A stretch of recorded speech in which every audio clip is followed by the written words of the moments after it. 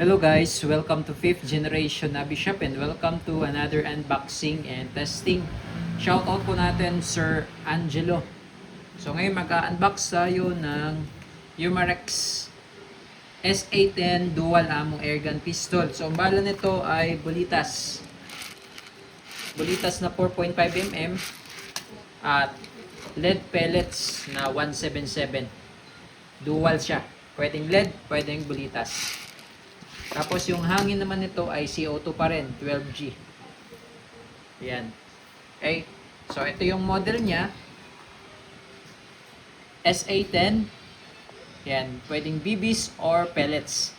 Semi-automatic airgun pistol by Umarex. Yan. Unbox na natin. So it comes with cleaning rod. Andito yung manual niya sa ilalim.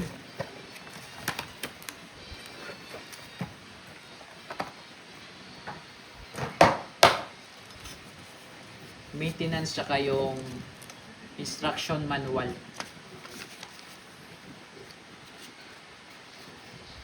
Okay, so ito yung model, ito yung design ng Umarex SA10 Dual Ammo.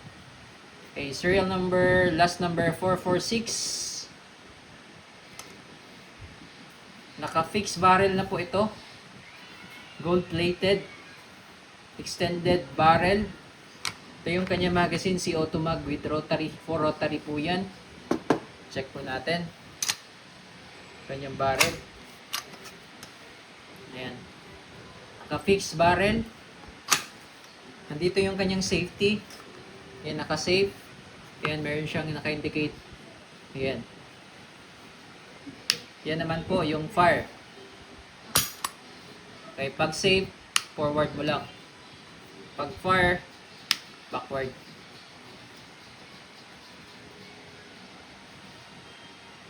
Fix rear sight, fix front sight. Meron siyang rail for flashlight. Naka-stapled grip. Original design po ito ng Umarex. So ito po yung magazine. Rotary mag, 8 rounder. Ito yung para sa steel ball. Ito naman pong tatlo ay para sa lead pellets.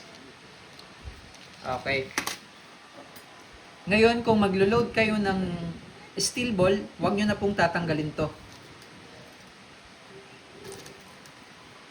Direkta load lang.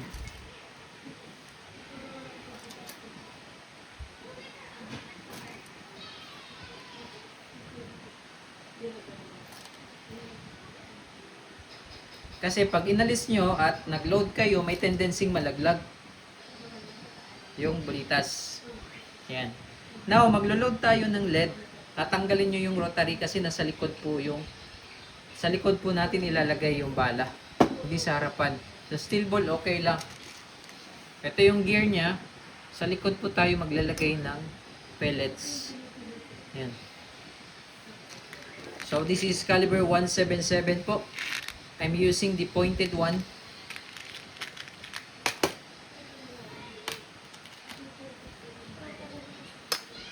Ayan. Pag ganyan po yung pag-load. Then, make sure na walang nakausli na pellet. Fully fitted siya dito sa rotary.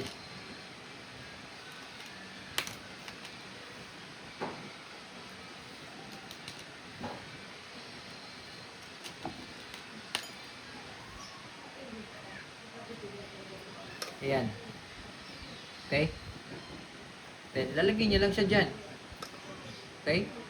So, bali, take note, tatlo po yung rotary mag para sa pellets at nag-iisa lang yung rotary mag para sa steel ball. Okay? So, pag maglalagay ng CO2, dito yung slot. Ito naman po yung pitan niya. Pangipit. Ito. Ayan. Tamang hipit lang yan. Okay? And then, pag ilo-load nyo sa unit, pag ganyan, huwag po patayo. Pag ganyan po, para hindi po malaglag yung magazine, ay yung rotary. Okay? And testing. Testing SA10, shoutout kay Sir Angelo. So this is blowback po, pero hindi po ito naglalak slide kasi nga po rotary mag siya. Okay, so bulitas po yung nakasala ngayon and firing.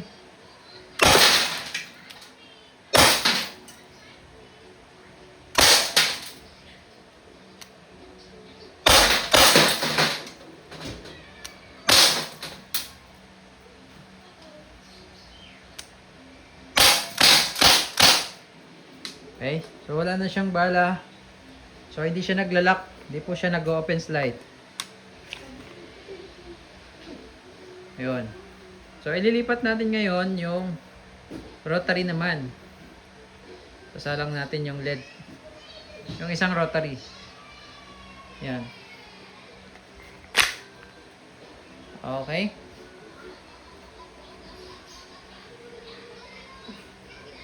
And firing.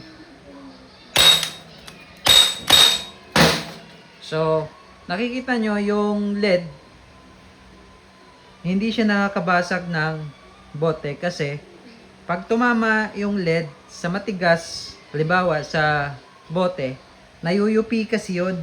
Nayuyupi. So, ang nakakabasag lang usually is the steel ball. Kasi hindi po yun nababasag.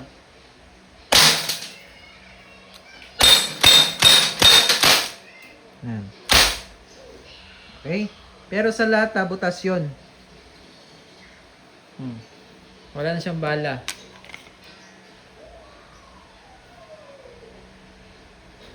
Okay?